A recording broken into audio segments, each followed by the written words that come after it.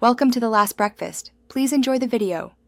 In this video, I will explain how to play Warzone solo effectively. Landing in quieter areas gives you time to gear up without immediate threats. Focus on securing a reliable weapon, full armor, and a gas mask quickly. Always keep an eye on the shrinking circle and anticipate enemy movements for safer rotations. This approach helps you survive longer and increases your chances of winning. In the early game, getting your custom loadout is crucial for competitive play. Look for recon contracts to gain valuable intel on the next circle's location, giving you a significant advantage. Remember, not every fight is worth taking. Conserve your resources and only engage when you have a clear tactical edge or when absolutely necessary. Hey everyone, if you're finding these Warzone solo tips helpful, please consider subscribing and giving this video a like.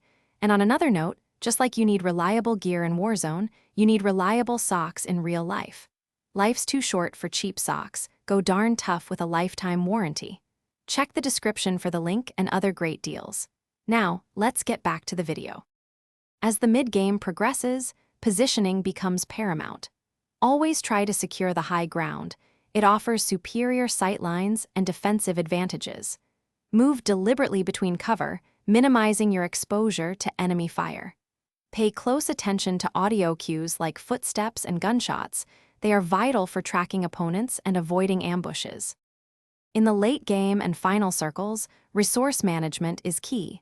Hold onto your kill streaks and tactical equipment until they can make the biggest impact.